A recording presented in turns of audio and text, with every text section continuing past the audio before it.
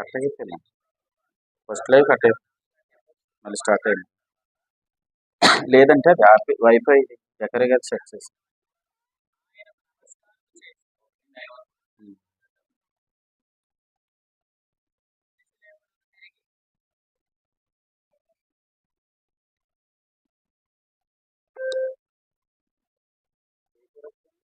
Vivo 1 wifi. ప్రభు స్తోత్రం. ఇక్కడ లూకాసు వార్త 24వ అధ్యాయాన్ని మనం గమనిస్తే ఈ సందర్భం జరిగే సమయానికి యేసుప్రభు ఎక్కడున్నాడని తెలుసుకుంటున్నాం. ఈ సందర్భం జరిగే సమయానికి యేసుప్రభు ఎక్కడున్నారు, అసలు ఏం జరిగింది, ఈ సందర్భం జరిగే సమయానికి ఏం జరిగింది అని అంటే, యేసుప్రభు ఆయన సమాధిలో నుండి తిరిగి లేచాడు. యేసుప్రభు సమాధిలో నుండి తిరిగి లేచిన తర్వాత శిష్యులతో ఆయన మాట్లాడుతూ ఏం చెప్పాడంటే 44వ వచనంలో, నేను మీ వద్ద ఉండినప్పుడు మీతో చెప్పిన మాటలు నెరవేరాయి అని అన్నాడు. అంటే నేను మీ వద్ద ఉన్నప్పుడు ఏం చెప్పానో అవన్నీ ఇప్పుడు నెరవేరిపోయాయని చెప్పాడు. ప్రభు స్తోత్రం అని చెప్తూ శక్తిని వారు అనుభవించారు. మహా ఆనందంతో ఇప్పుడు ఎక్కడికి వెళ్తున్నారు? యెరూషలేముకి వెళ్తున్నారు. ఇక్కడ వరకు మనం విన్నాం. అయితే ఇక్కడ మనం గమనిస్తే వారు మహా ఆనందంతో యెరూషలేముకి వెళ్తున్నారు. కానీ ఈ యెరూషలేముల గురించి ప్రభుతో ఒక మాట మాట్లాడారు. వీళ్ళు ఏ యెరూషలేముకి అయితే వీళ్ళు ఆనందంతో బయలుదేరి వెళ్తున్నారో ఆ యెరూషలేము కొరకు వీళ్ళు ఏమడిగారు చూడండి. లూకాసు వార్త 24వ అధ్యాయం 20వ వచనం. ఇక్కడి నుంచి అందరూ జాగ్రత్త వినండి. లూకాసు వార్త 24వ అధ్యాయం 21వ వచనం. మన ప్రధాన యాజకులు అధికారులు ఆయనని ఎలా మరణ శిక్షకు అప్పగించి సిలువ వేయించిరో నీకు తెలియదా అని ఎవరితో మాట్లాడుతున్నారు? యేసు ప్రభుతో మాట్లాడుతున్నారు. ఆ అమ్మాయి యెరూషలేము నుండి అమ్మాయికి వెళుతున్న వారు ఒక ఆయన్ని సిలువ వేసి చంపేశారు కదా, ఆయన గురించి నీకు తెలియదా అంటున్నారు. ఎవరితో? యేసు ప్రభుతోనే. అంటే అమ్మాయికి వెళ్తున్న వారితో ఎవరున్నారు? ప్రభు ఉన్నాడు. రాత్రి ఇలా చెప్పాడు ప్రభు. ఏం చెప్పాడంటే, ప్రభు ఎవరితో అయితే లేడో వారి ముఖం మీద దుఃఖము ఉంటుందని చెప్పాడు. వారి ముఖములు దుఃఖముకులై అన్నాడు. ఇక్కడ 17వ వచనంలో ప్రభు ఎవరితో అయితే లేడో వారి జీవితంలో ఏడుపు ఉంటుందని చెప్పాడు. ప్రభు ఎవరితో అయితే లేడో వారి జీవితంలో భయం ఉంటుందని చెప్పాడు. ఇంతకు వాస్తవానికి ప్రభు వారితోనే ఉన్నాడు, కానీ ఉన్నాడన్న సంగతి వాళ్ళకి తెలియలేదు. తెలియకపోవడం వల్ల వారి ముఖం మీద దుఃఖం ఉంది, ఏడుపు ఉంది. అంతేకాదు వారిలో ఒక భయం నిండుకొని ఉంది. ఎప్పుడైతే ప్రభువు ఈయనే ప్రభువు అన్నది వారికి అర్థమైందో వారి నుంచి భయం పోయింది. ఈయనే ప్రభు అన్న సంగతి వాళ్ళకి అర్థమైందో ఏడుపు పోయింది. ఈయనే ప్రభు అన్నది ఎప్పుడైతే అర్థమైందో వారి ముఖం మీద దుఃఖం పోయింది. చూడండి, ఆ మాట ఉంది అక్కడ 17వ వచనం. వారు దుఃఖముఖులై కనిపించిందా? అంటే వారి ముఖం మీద ఏముంది? దుఃఖం ఉంది. ప్రభు ఎక్కడున్నాడు అప్పుడు? 15వ వచనం. యేసు తాను దగ్గరకు వచ్చాడు. అంటే వారి పక్కన ఎవరున్నారు? ప్రభు ఉన్నాడు. కానీ ప్రభుని వారు ఏం చేయలేకపోయారు? గుర్తుపట్టలేకపోయారు. కాబట్టి వారి ముఖం మీద ఏముంది? దుఃఖం ఉంది. కానీ చివరికి వచ్చే సమయానికి వారు ఎవరిని గుర్తుపట్టారు? ప్రభుని గుర్తుపట్టారు. ప్రభు ఏం చేశాడు? చేతులెత్తి వారిని ఆశీర్వదించాడంటే వారు ప్రభుని గుర్తుపట్టారు. కాబట్టి ఇప్పుడు యెరూషలేముకి ఎలా వెళ్తున్నారు? మహా ఆనందంతో వెళ్తున్నారు. అంటే ప్రభు కనబడిన దినాలు, ప్రభు కనబడలేని దినాలకు వ్యత్యాసం ఉంటుంది. ప్రభు కనబడని దినాల్లో వారు దుఃఖముఖులైనా ప్రభు కనబడిన దినాల్లో వారు ఆ మహా ఆనందంతో నిండుకున్నారు. ప్రభు స్తోత్రం చెప్పండి. అయితే ఇక్కడ ఈ రాత్రి ప్రభు ఏం చెప్తున్నాడంటే, యెరూషలేముకి వీళ్ళు ఎలాగెళ్ళారు? మహా ఆనందంతో వెళ్ళారు. కానీ అదే యెరూషలేముని గురించి వీళ్ళకి ఒక చింత ఉండిపోయింది. ఆ చింత ఏంటి? 20వ వచనం చదివారు కదా, ఇప్పుడు 21వ వచనం చదవండి.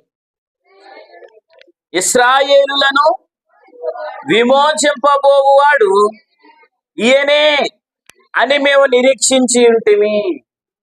అంటే పైనుంచి ఏ సందర్భం జరుపుకుంటూ వస్తుందంటే, ఒక ఆయన యేసు ప్రభు, ఆయన సిలువ వేసి చంపేశారు, ఆయన మనకు కనబడతలేదు అని యెరూషలేము నుండి ఈ అమ్మాయికి నడుచుకుంటూ వెళ్తూనే ఇద్దరు మాట్లాడుకుంటే వారితోనే ప్రభు ఉన్నాడు, కానీ ప్రభు అని వారు గుర్తుపట్టలేదు. గుర్తుపట్టకపోవడం వల్ల ఏమంటున్నారంటే, ఇశ్రాయేలుల రక్షకుడు, ఇశ్రాయేలులను విమోచించేవాడు ఈయనే అని మేము అనుకున్నాం. కానీ ఇంతలో ఆయన ఏమయ్యాడు? చనిపోయాడు. చనిపోయి ఎన్ని రోజులు అవుతుంది? 3 రోజులు అవుతుంది. అంటే మా నిరీక్షణ ఏమైంది? ఇప్పుడు మా నిరీక్షణ ఏమైంది? మా ఆలోచన ఏమైంది? మా తలంపు ఏమైంది? చెప్పండి, ఏమైంది? ఇప్పుడు వాళ్ళు ఏమనుకున్నారంటే ఈయనే ఇశ్రాయేలీలందరికీ విమోచన కలిగిస్తాడు. ఇశ్రాయేల్ అంటే అర్థం ఏంటంటే యెరూషలేం. చెప్పండి ఏంటి అంటే? యెరూషలేమునకు ఏం కలిగిస్తాడు? విమోచన. యెరూషలేంకి ఏం కలిగిస్తాడు? విమోచన కలిగిస్తాడు. ఈయన ద్వారా యెరూషలేముకి విమోచన కలుగుతుందని అనుకున్నారట వాళ్ళు. మీకు మాట చెప్పనా, వీళ్ళిద్దరే కాదు, ఇశ్రాయేల్ ప్రజలందరి ఆలోచన ఏంటంటే ఈయన ఒక శక్తి కలిగిన ప్రవక్త, ఈయన ద్వారా మన యెరూషలేం ప్రాంతం బానిసత్వం నుంచి బయటకు వస్తుంది అనుకున్నారు.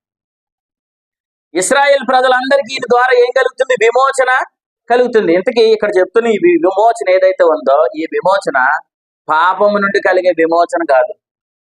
రెండు, ధర్మశాస్త్రము నుండి కలిగిన విమోచన కాదు. ఇక్కడ వీళ్ళు కోరుకుంటున్న విమోచన ఏ విమోచన అని అంటే, అప్పుడు రోమా సామ్రాజ్యపు అధికారము కింద వీళ్ళు ఉన్నారు.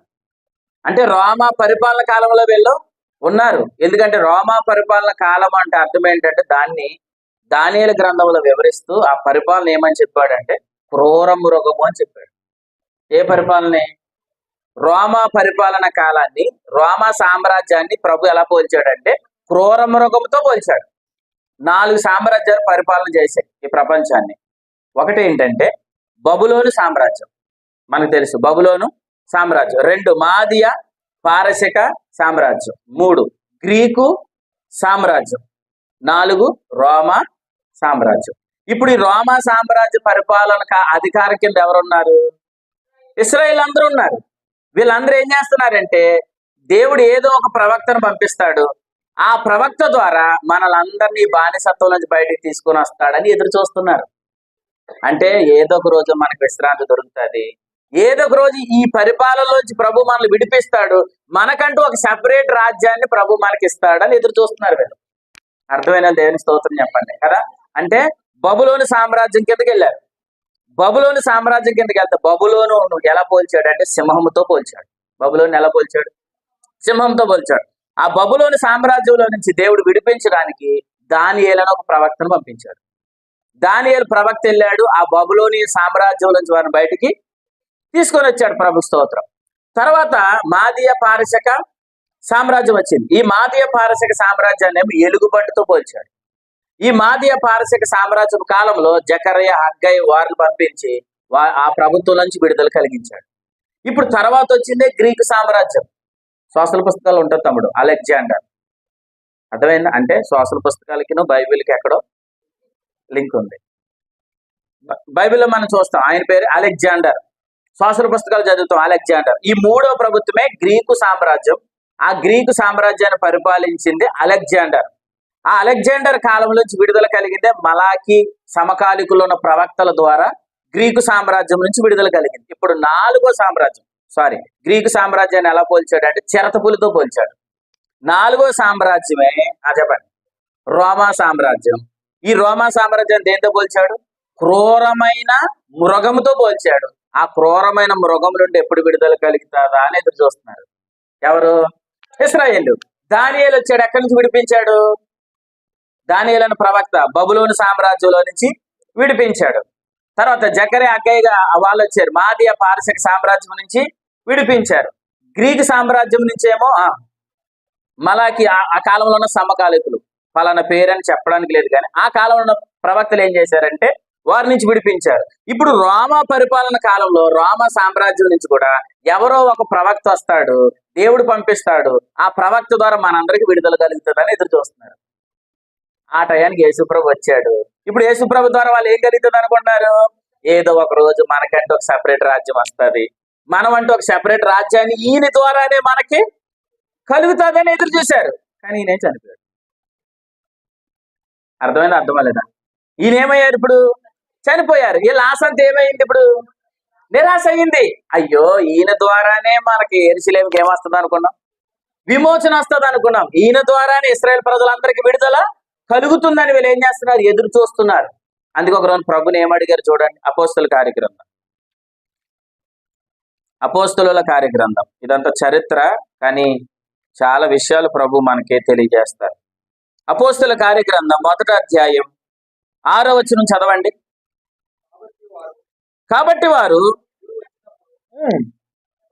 ప్రభువా ఈ కాలమందు ఇశ్రాయేలునకు రాజ్యమును మరలా అనుగ్రహించుదువా. అంటే ఏం కోరుకుంటున్నారు వీళ్ళు? మనకంటూ ఒక సెపరేట్ రాజ్యాన్ని ఇస్తావా ప్రభువా అంటే వీరి ఆలోచన అంతా దేని మీద ఉంది? మనకు ఈయన ద్వారా ఒక సెపరేట్ రాజ్యం మనకు వస్తుంది. అంటే ఈ రోమ క్రూర మృగమని సామ్రాజ్యం నుంచి ప్రభు మనలను విడిపించి మనకంటూ ఒక సెపరేట్ రాజ్యం వస్తుందని ఎదురు చూస్తున్నారు. ఇలా ఎదురు చూడడానికి కూడా ఒక మూల స్తంభం, ఒక మూల కారణం ఒకటి ఉంది. ఏంటా కారణం అంటే, దావీదు కుమారుడితో దావీదుతో ప్రభు మాట్లాడుతూ సమూయేలు రెండవ గ్రంథం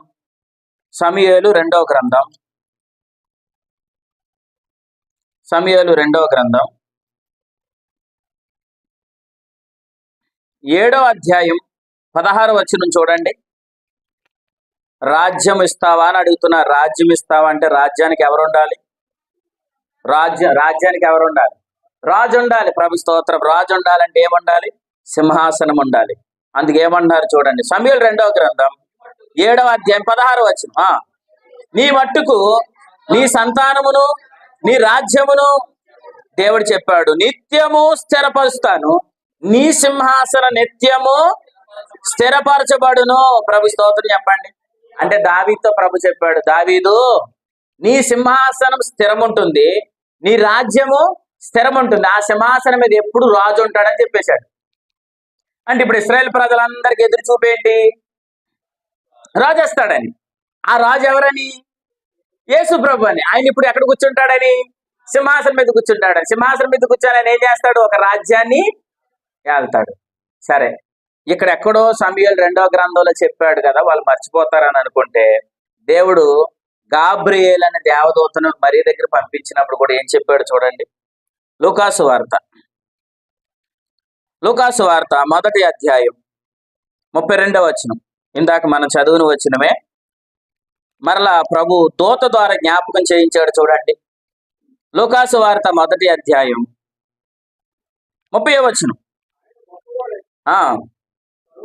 ఆయన గొప్పవాడై 32 ఆయన గొప్పవాడై సర్వోన్నతుని కుమారుడు అనబడును, ప్రభు అయిన దేవుడు ఆయన తండ్రి అయిన దావీదు సింహాసనమును ఆయనకిచ్చును. 33 ఆయన యాకోబు వంశస్థులను యుగ యుగములను ఏలతాడు, ఆయన రాజ్యములకు అంతముండదని ఆమెతో.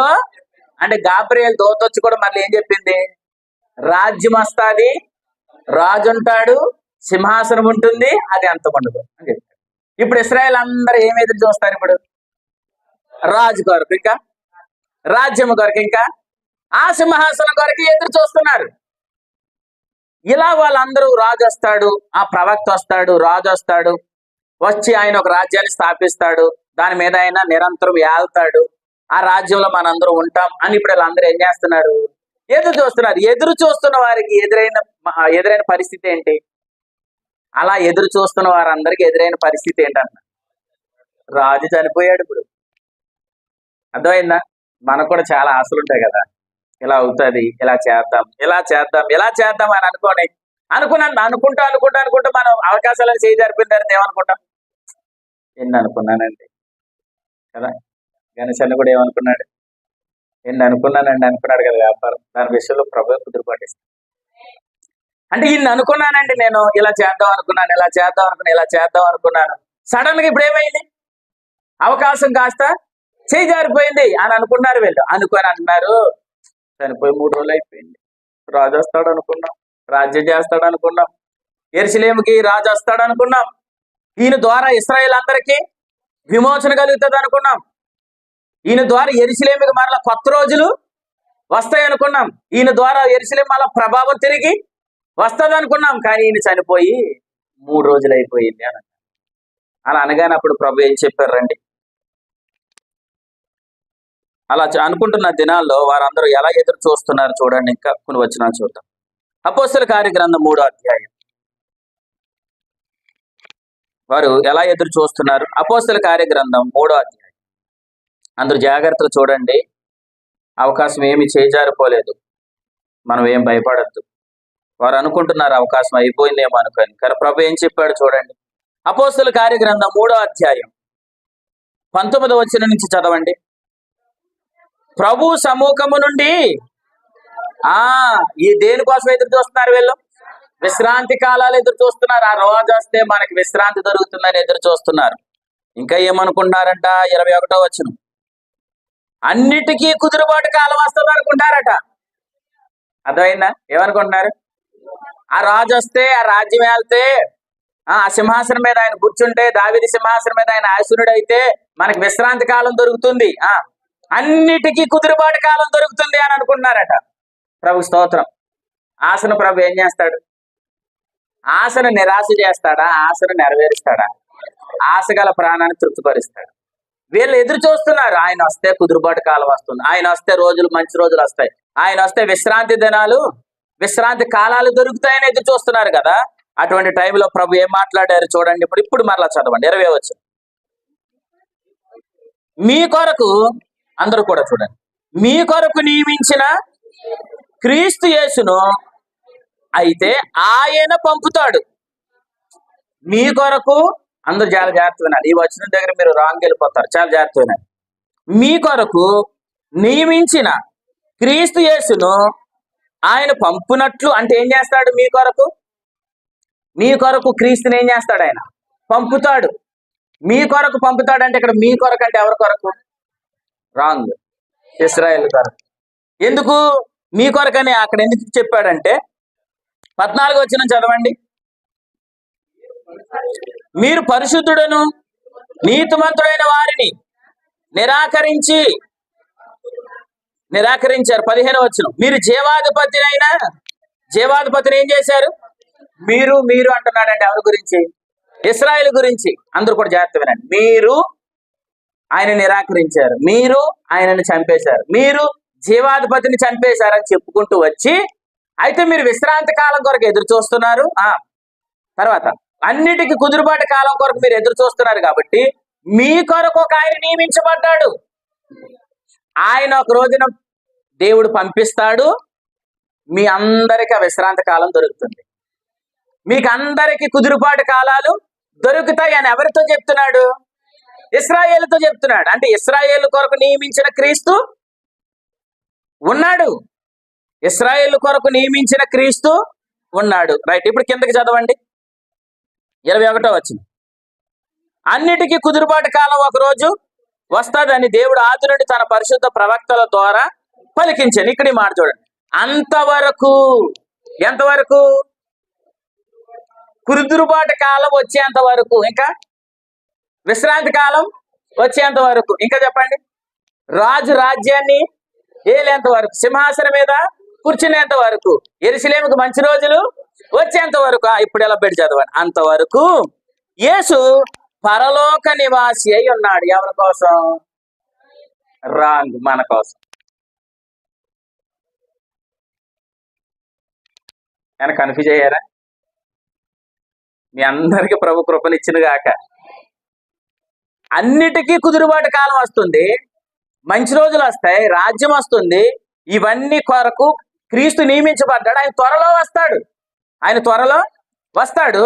కానీ అంతవరకు, ఆ రాజ్యం వచ్చేంత వరకు, ఆ మంచి రోజులు వచ్చేంత వరకు, అంతవరకు క్రీస్తు ఇప్పుడు ఎక్కడున్నాడు? పరలోకంలో. ఉన్నది ఎవరి కోసం? మన కోసం. ప్రభు స్తోత్రం చెప్పండి. అంటే ప్రభు ఇప్పుడు లేచి పరలోకానికి వెళ్ళింది ఎవరి కోసం? మన కోసం. త్వరలో రాబోతుంది ఎవరి కోసం? ఇశ్రాయేలు కోసం. ప్రభు స్తోత్రం కదా. ఇప్పుడు ఇలా అంటారు, ఆయన వస్తే ఇశ్రాయేలులకి అన్నిటికీ కుదురుబాటు కాలం కలుగుతున్నానండి. అన్నిటికీ కుదురుబాటు కాలం, విశ్రాంతి కాలం ఎవరికి దొరుకుతుంది? ఇశ్రాయేలు దొరుకుతుంది కదా. నేనేమంటానంటే ఆయన వచ్చినప్పుడు వాళ్ళకి విశ్రాంతి కాలం, కుదురుబాటు కాలం దొరుకుతుంది. ఇప్పుడు ఆయన ఎందుకున్నాడు? మన కొరకు ఉన్నాడని చెప్తున్నారు. సరే, ఈ వచనాన్ని బట్టి చెప్పండి, మనకి విశ్రాంతి కలగడానికి అది ప్రభు స్తోత్రం. మనందరికీ అన్నిటిలో కుదురుబాటు ఇవ్వడానికి కూర్చున్నాడు. ప్రభు స్తోత్రం చెప్పండి. ఒక సమస్య ఉందండి, అది మనల్ని ఏం చేస్తుంది? అది మనల్ని భారం మీద మోపుతుంది కదా, మనల్ని ఇబ్బంది పెడుతుంది కదా, చాలా ఇబ్బంది పెడుతుంది కదా. మనం అనుకుంటాం కదా, కుదురుబాటు లేదండి, నెమ్మది లేదండి, విశ్రాంతి లేదండి అని అంటాం. కానీ ప్రభు ఏమంటున్నాడు అంటే, అసలు మనకి విశ్రాంతిని ఇవ్వడానికి, మనకి నెమ్మదిని ఇవ్వడానికి, మనకి కుదురుబాటు ఇవ్వడానికి ప్రభు పరలోకంలో కూర్చున్నాడు. ప్రభు స్తోత్రం. రేపు ఆయన వస్తే ఇశ్రాయేలు అందరికీ కుదురుబాటు దొరుకుతుంది. ఇశ్రాయేల్ అందరికి విశ్రాంతి కాలం దొరుకుతుంది. అసలు ఇప్పుడున్నదేమో నీ కోసం, రేపు వచ్చేదేమో వారి కోసం. ప్రభు స్తోత్రం చెప్పండి. అంటే ఇప్పుడు మనల్ని ఆయన పట్టించుకున్నాడు, వదిలేశాడా? మనల్ని పట్టించుకుంటాడు. ఇశ్రాయేల్ వదిలేశాడు, పట్టించుకుంటాడా? వారిని కూడా త్వరలో పట్టించుకుంటాడు. చెప్పండి. ఇప్పుడు ఎవరిని పట్టించుకుంటున్నాడు? ఇప్పుడు నిన్నే పట్టించుకుంటున్నాడు. ప్రభు స్తోత్రం. నిన్నే చూస్తున్నాడు. ఆయన చూపు నీ వైపు ఉంది. ఒక మాటలో చెప్తున్నాను, ఆయన నీ వైపు మళ్ళీ ఉన్నాడు. స్తోత్రం చెప్పండి. ఇప్పుడు ఆయన మన వైపు మళ్ళీ ఉన్నాడు. ఆయన మన వైపు మళ్ళీ ఉన్నాడు కాబట్టి ఖచ్చితంగా మనకు ప్రభావం కలుగుతుంది. ఇప్పుడు రక్తస్రావం గల స్త్రీ సందర్భంలో ప్రభు ఆమె వైపుకు తిరిగాడని ఉంది. స్తోత్రం. ఆమె వైపుకి ఏం చేశాడు? తిరిగాడు. ఆమెకు ప్రభావం దొరికిందా లేదా? ఇప్పుడు ప్రభు ఎవరి వైపు చూస్తున్నాడు? మన వైపు చూస్తున్నాడు. ఆయన మన వైపే తిరిగి ఉన్నాడు. ఎవరి వైపు చేయి చాపించాడు? మన వైపు చేయి చాపించాడు. ఖచ్చితంగా మనకు ప్రభావం దొరుకుతుంది. విశ్రాంతి కాలాలు దొరుకుతాయి. అన్నిటిలో కుదురుబాటు కాలం దొరుకుతుంది. ప్రభు స్తోత్రం. నేనేమంటానంటే ఒక్క దాంట్లో కుదురుబాటు కాదు, అన్నిట్లో మనకు ప్రభు కుదురుబాటు అవుతుంది. అది ఆర్థిక సమస్య అయినా, అనారోగ్యమైన, ఇరుకైనా, ఇబ్బంది అయినా, అది వ్యాపారం, అది ఏదైనా కానివ్వండి, అన్నిటిలో ప్రభు మనకు కుదురుబాటు ఇచ్చిన గాక. ఎందుకంటే అక్కడ జీవిస్తున్నది నా కోసం. స్తోత్రం చెప్పండి. జీవిస్తున్నది నా కోసం అనండి. రైట్. ఈ మాట చూపిస్తాను రండి. హెబ్రీయులకు రాసిన పత్రిక. నేను ముందుకు వెళ్తాను, అయితే మన కోసం సందర్భం వచ్చింది కాబట్టి మాట చూపిస్తాను. హెబ్రీయులకు రాసిన పత్రిక 8వ అధ్యాయం 2వ వచనం చదవండి. ఆ మాట ఇలా చదవండి. నాకు ప్రధాన యాజకుడు ఉన్నాడు. ప్రభు స్తోత్రం చెప్పండి. నాకెవరున్నారు? ప్రధాన యాజకుడు ఉన్నాడు. ఆయన ఎవరు అని అంటే 27వ వచనం, నా బలహీనతలన్నీ ఎరిగినవాడు. కనిపించిందా? 7వ అధ్యాయం 27వ వచనం. హెబ్రీ పత్రిక 7వ అధ్యాయం 27వ వచనం అమ్మా. 8వ అధ్యాయం 2వ వచనం ఏం చదివారు? మనకట్టి ప్రధాన యాజకుడు ఉన్నాడు. ఆ యాజకుడు ఎవరు? 7వ అధ్యాయం 27వ వచనంలో 26 ఇలా చూడండి. మనకి సరిపోయిన వాడు అని చెప్తూ ధర్మశాస్త్ర బలహీనత గల మనుషులను యాజకులుగా నియమించను గాని ధర్మశాస్త్రము ప్రమాణపూర్వకమైన వాక్యమును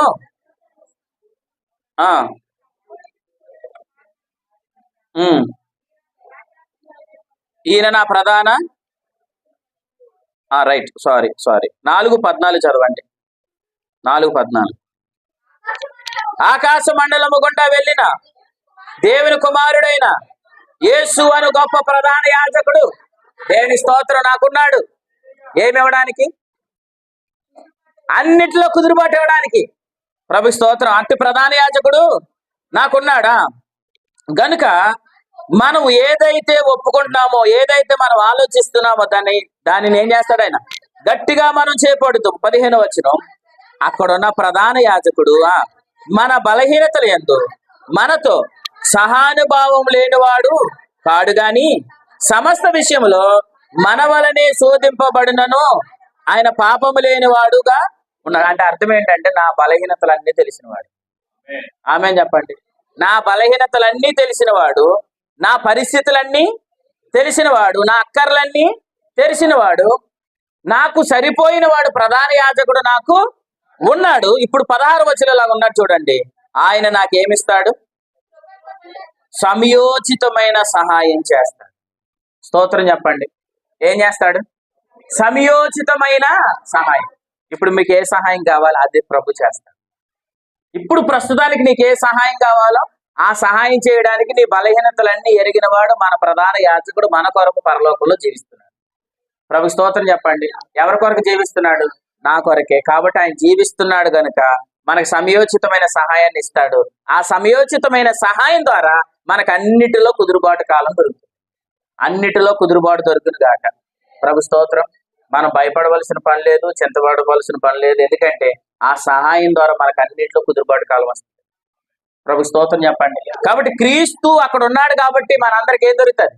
కుదురుబాటు కాలం దొరుకుతుంది. అయితే ఇప్పుడు క్రీస్తు ఎక్కడ నియమించబడ్డారు? అపోస్తల కార్యగ్రంథానికి వచ్చేయండి. ఇప్పుడు అపోస్తల కార్యగ్రంథం మరలా ఈ మాట చదవండి. ఇప్పుడు మీకు అర్థమవుతుంది. అపోస్తల కార్యగ్రంథం 3వ అధ్యాయం 19వ వచనం. ప్రభు సముఖము నుండి విశ్రాంతి కాలంలో వచ్చినట్లును ఆ మీ కొరకు నియమించిన క్రీస్తు యేసును ఆయన పంపినట్లును మీ పాపములు తుడిచివేయబడి నిమిత్తం. అంటే త్వరలో ఇశ్రాయేలుల కొరకు ప్రభు క్రీస్తుని ఏం చేశాడు? దేవుడు నిర్ణయించాడు అనండి. నిర్ణయించాడు కదా, త్వరలో వారి కొరకు ప్రభు రాబోతున్నాడు కదా. ఆయన వచ్చే సమయానికి వీళ్ళందరూ ఆయన వైపు తిరుగుతారు. ఎవరు? ఇశ్రాయేల్ అందరూ ఆయన వైపుకు తిరుగుతారు. ఇప్పుడు ఆయన వైపుకు తిరిగి ఉన్నది ఎవరు? మనం. ప్రభు స్తోత్రం. ఆయన ఇప్పుడు ఎవరి వైపు తిరుగున్నాడు? మన వైపు తిరుగున్నాడు. మనము ఆయన వైపు తిరుగున్నాం కదా. ఇప్పుడు ఇప్పుడు ఇప్పుడు ఆయన ఎక్కడున్నాడు? పరలోక నివాసి ఉన్నాడు. ఆయన మనకి ఏమై ఉన్నాడు? యాజకుడై ఉన్నాడు. కాబట్టి అన్నిట్లో మనకు సహాయం చేస్తాడు. అన్నిట్లో మనకు కుదురుబాటు కాలం దొరుకుతుంది. ఇది మన పార్ట్. ఇప్పుడు ప్రస్తుతానికి ఇశ్రాయేల్ అందరికీ ఏమి లేదు. ఇప్పుడు ఆయన వైపు వారు ఏం చేయడం లేదు, తిరగడం లేదు. ఎందుకంటే యోహాను సువార్త మొదటి అధ్యాయంలో ఎలా ఉంది? ఆయన స్వకీయులు యొద్దకు ఆయన వెళ్ళను గాని ఆయన స్వకీయులు ఆయన ఎందు ఏముంచలేదు? విశ్వాసం ఉంచలేదు. ఆయన స్వకీయులను ఆయనను అంగీకరించలేదు అన్నాడు. లూకాసు సువార్త 20వ అధ్యాయంలో ఆయన కుమారుని పంపించగా సన్మానిస్తారని పంపిస్తే ఆయనను చంపివేసి ద్రాక్ష తోట వెలుపలు పాడివేశారని. అంటే యేసుక్రీస్తుని తండ్రి పంపిస్తే ఇశ్రాయేల్ ప్రజలు ఆయనను ఏం చేయలేదు? అంగీకరించలేదు. ఇప్పుడు ప్రభు ఎవరి దగ్గరికి వచ్చేసాడు? మన దగ్గరికి వచ్చాడు. ఎవరి వైపు తిరిగాడు? మన వైపు తిరిగాడు. యోహాను సువార్త 3వ అధ్యాయంలో యూదుల దగ్గరికి వెళ్ళాడు. వారు ఆయన మాటకు లోపడలేదు. యోహాను సువార్త 4వ అధ్యాయం అన్యజాతి స్త్రీ అయిన సమర స్త్రీ వైపుకి తిరిగాడు. అలాగే ఇప్పుడు మన వైపు తిరుగున్నాడు. ఎందుకు? ఇప్పుడు ఆయన పరలోక నివాసి అయి ఉన్నాడు. త్వరలో ఇప్పుడు ఆయన ఎక్కడికి రాబోతున్నాడు? యెరూషలేమునకు ఏమి ఇవ్వడానికి? కుదురుబాటు ఇవ్వడానికి. ఇంకా చెప్పండి. విశ్రాంతి దినాలు ఇవ్వడానికి. ఇంకా చెప్పండి. రాజ్యం స్థాపించడానికి. ఇంకా చెప్పండి. సింహాసనం మీద ఆశీనుడు అవ్వడానికి. ప్రభు స్తోత్రం. అంటే రేపు యేసు ప్రభు మరల ఎక్కడ అడుగు పెట్టబోతున్నాడు? యెరూషలేములో అడుగు పెట్టబోతున్నాడు. ఎక్కడికి రాబోతున్నాడు? యెరూషలేములో అడుగు పెట్టబోతున్నాడు. నేను నేలపల్లి గుడ్ ఫ్రైడే రోజు ప్రభు ఇలా చెప్పాడు. ఏం చెప్పాడంటే, యేసు ప్రభు సిలువ ఎక్కింది ఒలీవల కొండ మీద నుంచి సిలువకి వెళ్ళాడు. ఎక్కడి నుంచి? ఒలీవల కొండ మీద నుంచి సిలువ ఎక్కాడు. ఒలీవల కొండ అంటే యెరూషలేము సరిహద్దు ప్రాంతాల్లో ఉన్న ఒలీవల కొండ మీద నుంచి సిలువకి ఎక్కాడు. సిలువకెక్కిన ఆయన చనిపోయి 3వ రోజు తిరిగి లేచిన తర్వాత మరలా అదే కొండ మీద నుంచి అక్కడికి వెళ్ళాడు, పరలోకానికి వెళ్ళాడు. మరలా ఇప్పుడు పరలోకం నుంచి మళ్ళీ భూమి మీదకి వచ్చేది కూడా, అడుగు పెట్టేది కూడా ఒలీవల కొండ మీదకి. ప్రభు స్తోత్రం చెప్పండి. అంటే ఏమంటానంటే, ఏ కొండ మీద అయితే ఆయనకు అవమానం కలిగిందో ఆ కొండ మీద ఆయన రాజుగా ఉండిపోతున్నాడు. ప్రభు స్తోత్రం. ఒలీవల కొండ మీద ఆయన చంపారా లేదా? చంపారుగా. ఆ పర్వతం మీద కదా ఆయన చంపితే, ఆ సరిహద్దులోనే కదా ఆయన చంపుతా, ఆ సరిహద్దులు ఆయన చంపితే ఆ సరిహద్దుల్లోనే ఆయన ఇప్పుడు ఘనముగా వారు వెచ్చించిపోతున్నారు. అంటే యెరూషలేముకి మంచి రోజులు ఇవ్వడానికి ఆయన త్వరలో రాబోతున్నాడు. ఆయన వస్తే వాళ్ళు మనకి యెరూషలేములో ఏం స్థాపించబడుతుంది? రాజ్యం, కుదురుబాటు కాలం, విశ్రాంతి కాలం వారికి అందరికీ ఇవ్వబడుతుంది. అయితే ఇక్కడ ఏం చెప్తున్నానంటే చూడండి అన్నమాట. మీ కొరకు నియమించిన క్రీస్తు యేసును ఆయన త్వరలో ఏం చేయబోతున్నాడు? పంపబోతున్నాడు. అంటే యేసు ప్రభు మరల యెరూషలేముకి రాబోతున్నాడు అనండి. యేసు ప్రభు ఎక్కడ రాబోతున్నాడు? యెరూషలేముకి రాబోతున్నాడు. యెరూషలేముకి వచ్చినప్పుడు ఇశ్రాయేలు కొరకు ఏం స్థాపించబడబోతుంది? రాజ్యం అనండి. రాజ్యం. ఆ రాజ్యం మీద రాజుగా ఎవరు ఉండబోతున్నారు? ప్రభు ఉండబోతున్నాడు. అక్కడ ఒక సింహాసనం ఉండబోతుంది. అది ఎవరిది? మన ప్రభు అయిన యేసు క్రీస్తు దావీదు సింహాసనం ముందు ఆసీనుడై యెరూషలేం ప్రాంతాన్ని ఏలబోతున్నాడు. కానీ ఈ విషయం ఎవరు తెలియదు?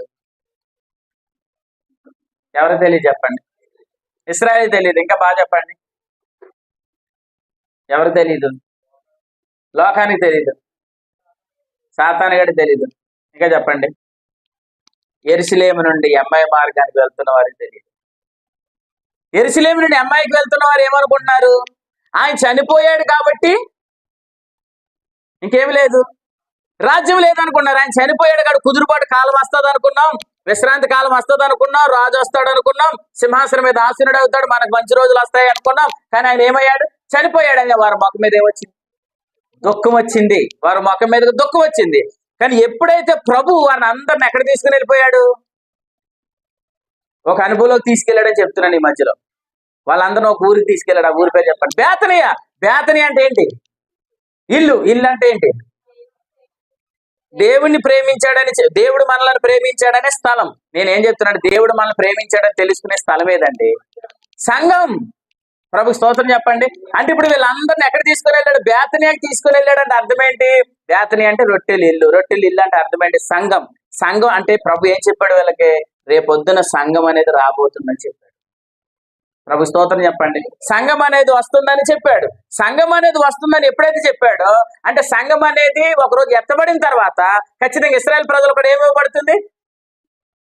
ఇశ్రాయేల్ ప్రజలకు ఏమొస్తారు? కుదురుబాటు వస్తారు. ఇంకా చెప్పండి. విశ్రాంతి. ఇంకా చెప్పండి. రాజ్యం. అంటే ఇంకా చెప్పండి. రాజు. ఆ రాజు మరలా యెరూషలేముకు వస్తాడన్న సంగతి వాళ్ళకి అర్థమైంది. ఇప్పుడు ఆ యెరూషలేముకు ఆనందంతో వెళ్తున్నారు. అర్థమైన దేవుని స్తోత్రం చెప్పండి. ఇప్పుడు వచ్చిన దేవుని స్తోత్రం చెప్పండి. ఇంతవరకు అర్థమైంది కదా? అంటే ఈయన మన చనిపోయాడు కాబట్టి ఇక మనకేం లేదు? రాజ్యం లేదు. ఈయన చనిపోయాడు కాబట్టి కుదురుబాటు కాలం లేదు. ఈయన చనిపోయాడు కాబట్టి విశ్రాంతి కాలం లేదు అని వాళ్ళు ఏమనుకుంటున్నారు? ఈయన చనిపోయాడు కాబట్టి మన నిరీక్షణ ఆవిరైంది, ఈయన చనిపోయాడు కాబట్టి మన ఆలోచన ఆవిరైంది అని అనుకున్నారు. కానీ ప్రభు ఇప్పుడు వాళ్ళందరినీ ఏం చేశారు? నిరాశపరచలేదు. వారికి రేపు ఏం జరగబోతుందో అంతా చూపించాడు. ప్రభు స్తోత్రం చెప్పండి. అంటే బేతనియాలో ఉన్న వారందరికి ఏం చూపించాడు? ఇప్పుడు రేపు సంఘం రాబోతుందని చెప్పాడు. సంఘం తర్వాత ఏం జరగబోతుందో ప్రభు చెప్పాడు. ప్రభు స్తోత్రం. అంటే నేనేమంటానంటే సంఘములో వచ్చిన వారందరికి రేపు ఏం జరగబోతుందో, సంభవించబోయే సంగతులు అంటే ప్రభు చెప్తాడు. ఆమేన్ చెప్పండి. సంభవించబోయే సంగతులన్నీ చెప్తాడు అనడానికి రుజువు ఏంటంటే బేతనియాలో ఉన్న వారందరికి ఆ సంగతులు బయలుపరుస్తాడు. మీకు చెప్తాడా? ఖచ్చితంగా నేనేం చెప్తున్నాడు? మనందరికీ ప్రభు చెప్తాడు. చెప్పగలరా లేదా? సంభవించబోయే సంగతులను ఆయన మనకి తెలియపరుస్తాడు. ఇంకో మాటలు చెప్తున్నాడు. అసలు ఆయన ఏం చేయబోతున్నాడో ఆయన తన పిల్లలకు మరుగు చేయకుండా చెప్తానని చెప్తాడు. చెప్పినది ఆయన చేస్తాడు. ప్రభు స్తోత్రం. అంటే ఇశ్రాయేల్ ప్రజలకు కూడా భవిష్యత్తు ఉందని చెప్పాడు. శిశువులేమో ఆయన చనిపోయాడని ఏడుస్తున్నారు, కానీ వారి ముఖం మీద దుఃఖముఖం ఉంది. కానీ వారికి ఎప్పుడైతే బేతనీలోకి తీసుకుని వెళ్ళాడో, యెరూషలేముకు కూడా ఒక రోజు ఆనందంతో రాబోతున్నాను, యెరూషలేములో నేను అడుగు పెట్టబోతున్నాను అనే విషయాన్ని ఎప్పుడైతే చెప్పాడో, ఇప్పుడు యెరూషలేముకి ఎలా వెళ్తున్నారు చెప్పండి? ఎలా వెళ్తున్నారు? రండి. లూకాసు వార్త 24వ అధ్యాయం.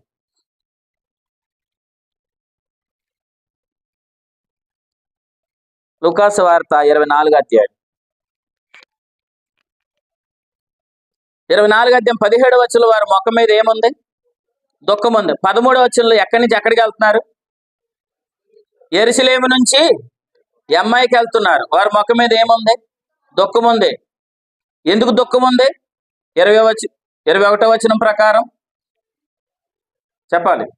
ఇశ్రాయేలుకి విమోచకుడు చనిపోయాడని బాధపడుతున్నారు. వారి ముఖం మీద దుఃఖం ఉంది. ఇప్పుడు ప్రభు వారందరిని ఎక్కడ తీసుకుని వెళ్ళాడు?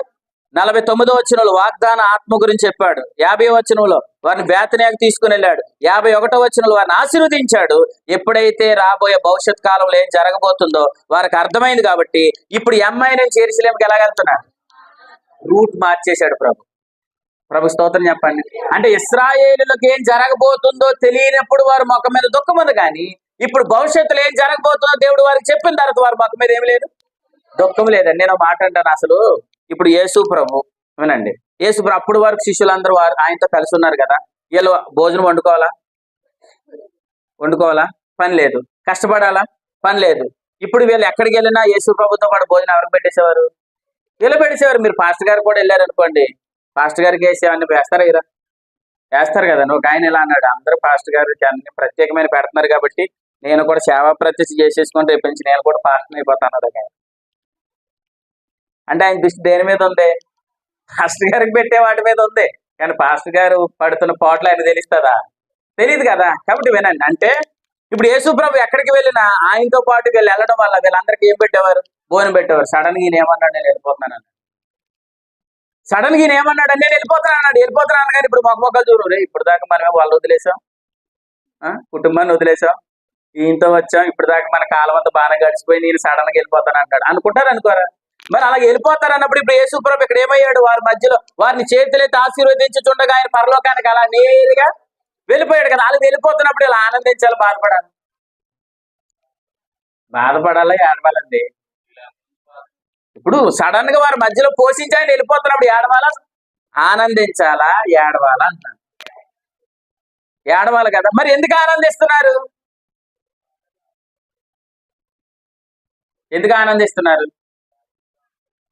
యాజకుడుగా ఉంటాడు, మనల్ని పోషిస్తాడని మీరు ఏం చెప్పినా కరెక్టే. కానీ ఇక విషయం ఏంటంటే ఇప్పుడు త్వరలో మరలా ఇదే యెరూషలేములో మనం అందరం కలుసుకోబోతున్నాం కాబట్టి ప్రభు స్తోత్రం చెప్పండి. ఏ యెరూషలేములోంచి ఆయన వెళ్తున్నాడో ఆ ప్రాంతంలో నిలబడి వీళ్ళందరూ ఏం చేస్తున్నారు? ఆనందంతో ఉన్నారు, మహానందంతో యెరూషలేముకి వెళ్ళారంటే అర్థం ఏంటి? ఆ యెరూషలేముకి త్వరలో ఆయన రాబోతున్నాడు. అదే యెరూషలేములో మేము ఉండబోతున్నాం, అదే యెరూషలేము మనందరం ఉండబోతున్నాం. ప్రభు స్తోత్రం చెప్పండి. అంటే ఇప్పుడు యెరూషలేము త్వరలో ఒక గొప్ప రాజ్యం స్థాపించబడబోతుంది. ఆ రాజ్యానికి రాజు మన ప్రభు. దావీదు సింహాసనం మీద ఆయన ఏం కాబోతున్నాడు? ఆశీనుడు కాబోతున్నాడు. ఆ రాజ్యంలో మనం అందరము కలిసి, యెరూషలేములో ఆయన రాజు అయితే మనందరం ఇప్పుడు ఎవరు? అదే యెరూషలేము మనం అందరము కూడా రాజులమే. ప్రభు స్తోత్రం చెప్పండి. ఆ యెరూషలేముని కేంద్రముగా చేసుకొని మనం అందరము గొప్ప పరిపాలన చేయబోతున్నాం. ఏ పరిపాలన? గొప్ప పరిపాలన చేయబోతున్నా. ఆ గొప్ప పరిపాలనే 1000 ఏండ్ల పరిపాలన కాలం. ఏ ఇశ్రాయేలుకైతే విమోచన రావాలి, రాజ్యం రావాలని వారు కోరుకున్నారో ఆ రాజ్యాన్ని వారు త్వరలో చూడబోతున్నారు. అర్థమైందండి? కానీ ఇంకా రాజ్యం స్థాపించబడలేదు. అంటే అది ఇంకేమవలేదు, ప్రారంభించబడలేదు. అంటే ఇంకెందుకు ప్రారంభించబడలేదు? ప్రస్తుతానికి ఇప్పుడు ప్రభు ఎవరి దగ్గర ఉన్నాడు? మన దగ్గర ఉన్నాడు. ప్రభు త్వరలో ఎవరి దగ్గరికి వెళ్ళబోతున్నాడు? వారి దగ్గరికి వెళ్ళబోతున్నాడు. దీన్ని బట్టి ఇలా చెప్తున్నాను. ప్రస్తుతానికి ప్రభు మన దగ్గర ఉన్నాడంటే అర్థం ఏంటంటే దేవుని ఆత్మ ఎవరి మధ్యలో పనిచేస్తున్నాడు? మన మధ్యలో పనిచేస్తున్నాడు కదా. రేపు ఆయనను పొడిచిన వారు ఎవరు? ఇశ్రాయేలు కదా. వారందరి మీద కూడా మరలా దేవుని ఆత్మ పని చేయబోతున్నాడు. జకరియా గ్రంథంలో ఉందా మాట చూపిస్తాను రండి. జకరియా గ్రంథం త్వరగా చూడండి. జకరియా గ్రంథం జకరియా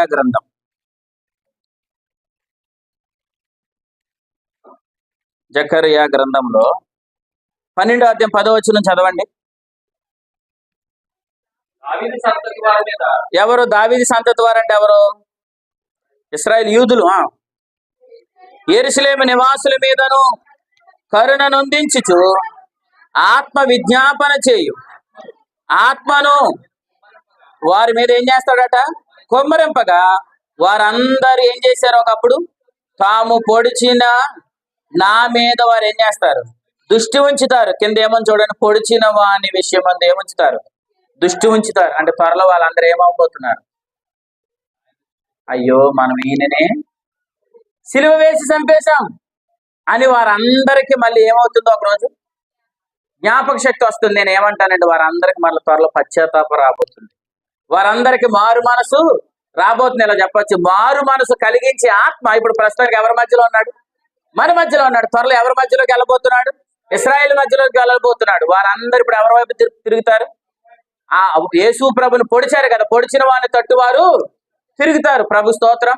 అప్పుడు వారందరికి ఆ 7 ఏండ్ల శ్రమల పరిపాలన, 7 ఏండ్ల శ్రమల కాలంలో వారందరూ మళ్ళీ ఎవరి వైపు చూస్తారు? ప్రభు వైపు చూస్తారు.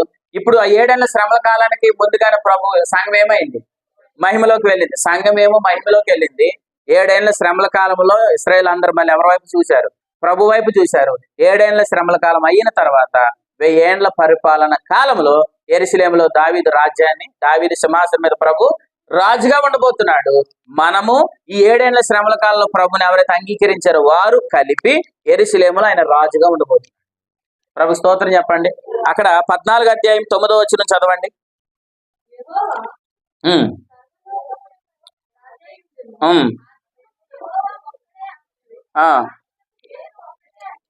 రైట్. యెహోవా సర్వలోకమునకు అప్పుడప్పుడు ఆయన ఏమో ఎలా ఉంటాడు? రాజు. ప్రభు స్తోత్రం. ఆయన ఎవరు?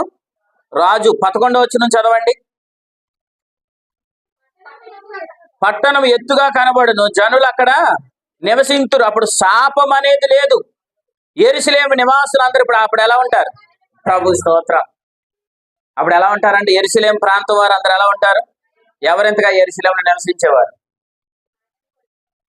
యెరూషలేములో నివసించేవారు అందరు ఎవరు? అప్పుడు ఆయన పొడిచేవారు అని అంటే మరి మీరు ఎక్కడికి వెళ్ళిపోతారు? అప్పుడు అందరూ మనము అలాగే యేసు ప్రభుని పొడిచి చంపిన ఇశ్రాయేలీయులు వారికి ఏం కలుగుతుంది? మారు మనసు కలుగుతుంది. వారి మీద కూడా దేవుని ఆత్మ పనిచేస్తాడు. వారు కూడా మారు మనసు పొందుతారు. అప్పుడు మనము వారు 7 ఏండ్ల శ్రమల కాలం అయిన తర్వాత 1000 ఏండ్ల పరిపాలన ఎక్కడ ఉండబోతున్నాం? నేను కన్ఫ్యూజ్ అయ్యాను, మీరు కన్ఫ్యూజ్ అయ్యారా? ఇప్పుడు యెరూషలేములో ఆయన ఎలా ఉండబోతున్నాడు? రాజుగా ఉండబోతున్నాడు. ఆ రాజు రాజ్యాన్ని స్థాపించబడక ముందే 7 ఏళ్ల శ్రమల కాలంలో దేవుని ఆత్మ ఎవరి మీద పనిచేయబోతున్నాడు? ఇశ్రాయేల్ మీద. వారందరికి ఏం కలుగుతుంది? మారు మనసు కలుగుతుంది. ఇశ్రాయేల్ వైపు దేవుడు తిరిగే సమయానికి మనం ఎక్కడ ఉంటాం? మనం అందరం కనురెప్పపాట్లు ఎత్తబడి మహిమలో ఉంటాం. ప్రభు స్తోత్రం. మనం ఎత్తబడడం, దేవుని ఆత్మ ఇశ్రాయేల్ మీదకు దిగుతాడు. మనం ఎత్తబడడం, దేవుని ఆత్మ వారి మధ్యలో పనిచేస్తాడు. మనం ఎత్తబడడం తర్వాత ప్రభు వారి వైపు చూస్తాడు. అప్పుడు వారిలో అనేక యేసు ప్రభు వైపుకు చూస్తారు. ఎవరైతే తిరిగారో వారు, సంఘం ఎత్తబడింది కదా, వీరు ఇశ్రాయేల్ అందరూ కలిపి 7 ఏళ్ల శ్రమల కాలం తర్వాత 1000 ఏండ్లు పరిపాలన చేయబోతున్నాం. అప్పుడు కేంద్రం ఏది? యెరూషలేం. సింహాసనం ఎవరిది? దావీదు సింహాసనం మీద క్రీస్తు ఏమవబోతున్నాడు? రాజుగా ఉండబోతున్నాడు. ఆ రాజ్యంలో మనం అందరం వేలబోతున్నాం. ప్రభు స్తోత్రం చెప్పండి. అంటే ఈ విషయం తెలిసినప్పుడు మీరు ఆనందంతో ఉండాలా, దుఃఖంతో ఉండాలా? ఆనందంతో ఉండాలి. మనకి రాజ్యం లేకపోతే దుఃఖపడాలి. మనకి రాజ్యం ఉందా లేదా? ఇశ్రాయేలుకి రాజ్యం లేదు అని అన్నప్పుడు ఎంఐ మార్గంలో వారు ఏం చేశారు? దుఃఖపడ్డారు. రాజ్యం ఉందన్న సంగతి అర్థమైన తర్వాత వారు ఏం చేశారు? ఆనందించారు. ప్రభు స్తోత్రం. మనకి రాజ్యం ఉంది. ఆ రాజ్యంలో మనందరం నిర్భయముగా జీవించబోతున్నాం. ఎన్ని సంవత్సరాలు? 1000 సంవత్సరాలు మనం నిర్భయముగా జీవించబోతున్నాం. ప్రభు స్తోత్రం. అసలు ఆ రాజ్యంలో ఏముండదని చెప్పాడు చెప్పనా? అసలు నాశనం అనేది ఉండదు, తిరుగుబాటు అనేది ఉండదు, చింత అనేది ఉండదు, భయం అనేది ఉండదు, శోధన అనేది ఉండదు. నిజంగా వండర్ఫుల్ రాజ్యం అది. ఆ రాజ్యం ఎలా ఉండబోతుంది అన్నది ఒక విషయం చూపిస్తాను రండి. యెషయా గ్రంథం 11వ అధ్యాయం అనుకుంటా, చూడండి. యెషయా గ్రంథం చివరిగా ఈ మాట చూడండి, నేను ముగిస్తాను. యెషయా గ్రంథం 11వ అధ్యాయం. యెషయా గ్రంథం 11వ అధ్యాయం. 11వ అధ్యాయం తీసారమ్మా? 11వ అధ్యాయం 6వ వచనం. అప్పుడు పరిపాలన ఎలా ఉండబోతుందో చూడండి.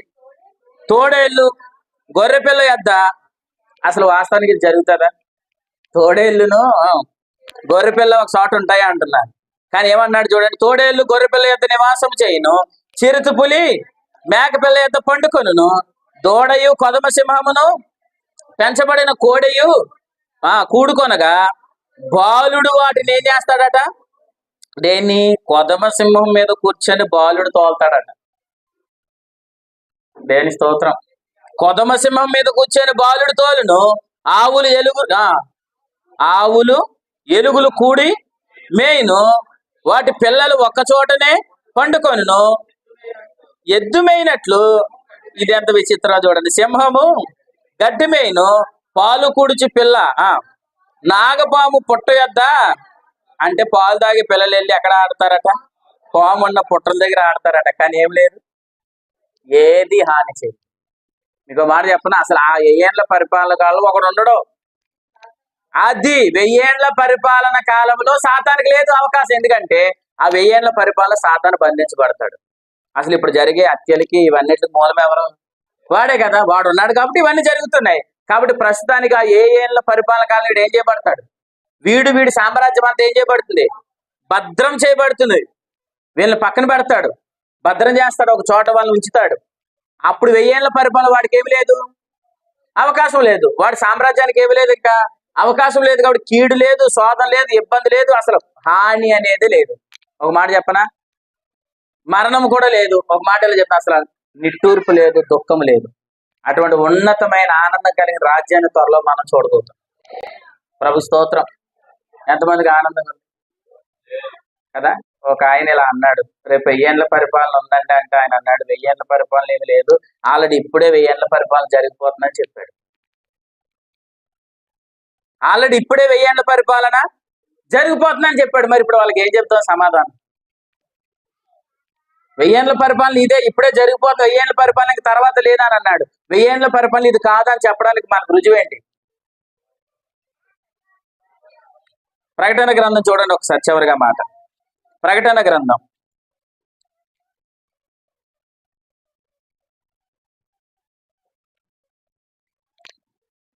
20వ అధ్యాయం 3వ వచనం చదవండి. ఆ రాజ్యం ఉంది.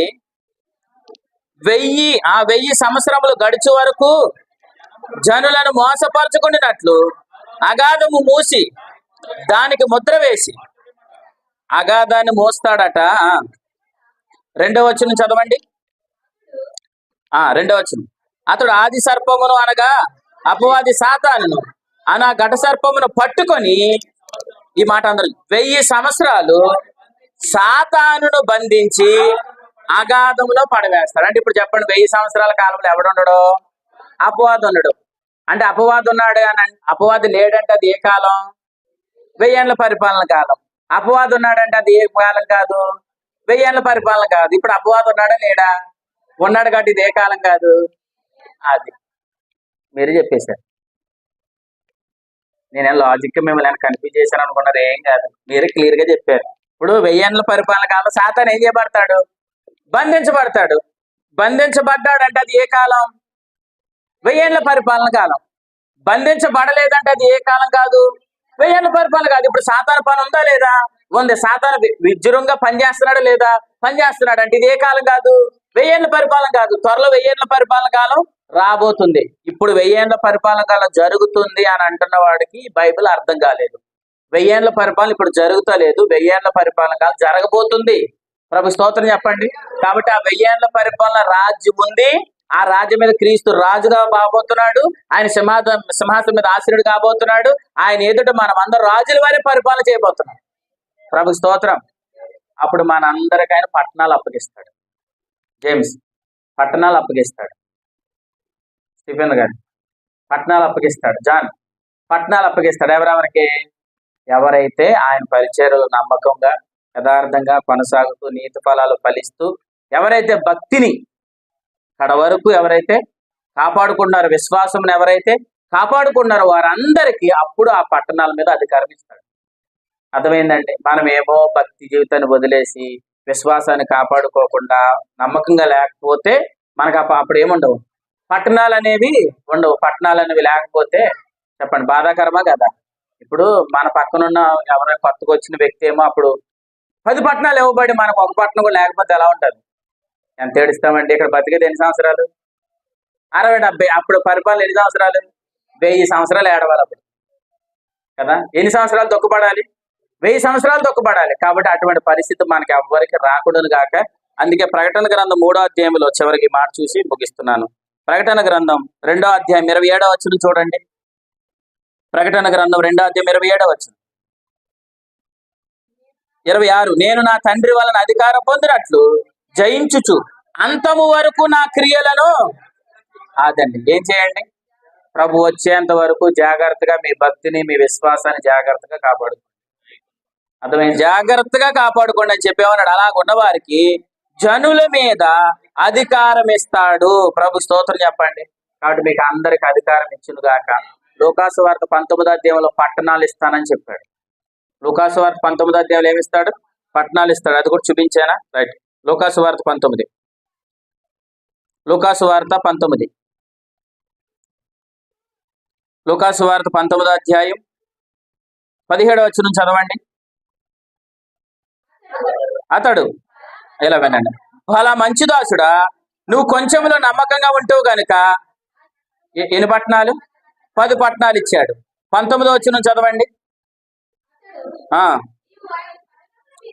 అయితే 18వ వచనం చదవండి. రెండో వాడు వచ్చి, అయ్యా నీ మేనములు 5 మీనాలు లభించాయనగా అతడు, నీవు 5 పట్టణాల మీద ఎలాగుండు? నమ్మకంగా ఉన్నావు కాబట్టి ఎన్ని పట్టణాలు ఇచ్చాడు? 5 పట్టణాలు ఇచ్చాడు. 22వ వచనం చదవండి. అందుకు అతడు ఎందుకన్నాడు ఆ మాట? చెప్పండి, ఎందుకన్నాడు ఆ మాట? అసలు అతను తన భక్తి జీవితాన్ని కాపాడుకోలేదు, తన క్రియలు జాగ్రత్తగా చూసుకోలేదు, నీతి ఫలములు ఫలించలేదు, మంచి ఫలాలు ఫలించలేదు, మంచి జీవితాన్ని జీవించలేనందుకు ఏమన్నాడు? చెడ్డ దాసుడానని.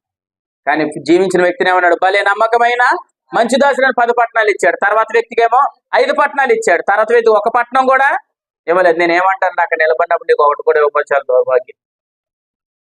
అయ్యి బాబు ఎక్కడండి, అదండి ఇదండి అని మనం ఎన్ని చెప్పేసుకుని అక్కడ లెక్కలన్నీ తేలిపోతాయి. ఇక్కడ ఏమంటున్నాను నేను? అయ్యి బాబు అంతాన్ని తింటున్నాను, మీరేమంటారు? అంతాన్ని అసలు నేను చేసే ప్రార్థన మీరు చేస్తారా? నేను చెప్పే వాక్యాన్ని మీరు చెప్తారా? అసలు నేను అన్నంగానే అక్కడ ఏమంటుంది? మొత్తం గాలి ఎత్తడే. అర్థమైందా? మన మన మన విధానం ఏంటో అంతలా తేలిపోద్ది. మీకు ఇంకో మాట చెప్పనా? కన్ను రెప్పేయండి, అంతే రిజల్ట్ వచ్చేది. ప్రభు అలా వస్తే కన్ను రెప్పపాటులో మన రిజల్ట్ మన కళ్ళ ముందు ఉంటుంది. ఇదేరా ఇదిగో నీ రాజ్యం ఇదే అని అన్నాడు అనుకోండి. జాన్ ఇదే నీది రాజ్యం, పరమానంద గారు ఇదే మీ రాజ్యం అని అన్నాడు అనుకోండి. అప్పుడు మనకు తక్కువ భూమి వచ్చింది, తక్కువ భూమి వచ్చింది అనుకోండి. అప్పుడు మనం ఏమనుకుంటాం? ఓరు బాబు, నేను భూమి మీద ఉండగా జాన్ గారు నేను గొప్ప అనుకున్నాను, పాటలు ఎరగదీసేసాను, వాక్యం ఎరగదీసేసాను, సువార్త వరకు పరిగెట్టేసాను, కానీ ఇంతకు నాకన్నా ఎవరికి బాగా వచ్చింది? జాన్కే బాగా వచ్చింది, లేదంటే పరమానంద గారికి బాగా వచ్చింది, లేదా మదన్కే బాగా వచ్చింది అని అప్పుడు మనం ఫీల్ అవుతాం, ఫీల్ అవ్వం. కాబట్టి అటువంటి ఫీల్ మన ఎవరికి రాకూడదు కాక ప్రభు త్వరగా రాబోతుంది. ఇక్కడే పోయిన సోమవారం ప్రభు మనతో ఏం చెప్పాడు? అబ్రహాం ఏమన్నాడు? యెహోవా ఈరే, యెహోవా చూచుకోను అని అన్నాడు. అన్నాడా లేదా? యెహోవా చూచుకోనండి, ఏం చూసుకుంటానన్నాడు? ఈ పట్టణం మీద లేదా ఈ మోరియా పర్వతం మీద ఏం కడతాడు? మందిరాన్ని కట్టబోతున్నాడు. మోరియా పర్వతం మీద కుమారుడు బలిచ్చినప్పుడు ఏమన్నాడు? వద్దు అన్నాడు. వద్దని ఏం చెప్పాడు? యెహోవాయే చూచుకొను అని అన్నాడు. అంటే యెహోవాయే చూచుకున్నాడు అర్థం ఏంటి? ఆ మోరియా పర్వతం మీద సొలొమోను మందిరం కట్టాడు కదా. ఆ మోరియా పర్వతం మీద సొలొమోను ఏం కట్టాడు? మందిరం కట్టాడు. ఆ మందిరాన్ని ఏం చేశారు? నెబుకద్నెజరు కూల్చేశాడు. మరలా అదే పర్వతం మీద ఎవరు కట్టారు? జెరుబ్బాబెలు, అగ్గయి, జకర్యా మందిరం కట్టారు. దాన్ని ఏం చేశారు? కూల్చేశారు. ఇప్పుడు ప్రభు ఎవరి మధ్యలోకి వచ్చాడు? మన మధ్యలోకి వచ్చాడు. మందిరం ఎక్కడ కట్టబడుతుంది? ఆత్మ సంబంధమైన మందిరం మన మధ్యలో కట్టబడుతుంది. ప్రభు ఏమన్నాడంటే యెహోవాయే చూచుకొను అంటే అర్థం ఏంటి? మరలా మోరియా పర్వతం మీద సొలొమోను కట్టిన మందిరం కంటే, జెరుబ్బాబెలు కట్టిన మందిరం కంటే గొప్ప మందిరం ఈ పర్వతం మీద కట్టబోతున్నానని చెప్పాడు. అంటే యెరూషలేములో ఏం కట్టబోతుంది? త్వరలో మందిరం కట్టబడబోతుంది. అక్కడ శంకుస్థాపన పడిందా? చెప్పండి. మనం ఎత్తబడిపోతాం. ప్రభు స్తోత్రం. అంటే అక్కడ శంకుస్థాపన చేయడానికి అన్ని పనులు సిద్ధమవుతున్నాయి. ఇప్పుడు ఆల్రెడీ యుద్ధాలు అన్నిటికి మూల కారణం ఏంటంటే యెరూషలేములో ఏం కట్టబడకూడదు? మందిరం కట్టబడకూడదు అని ఆపుతున్నారు. కానీ కట్టబడడం జరుగుతుందా జరగదా?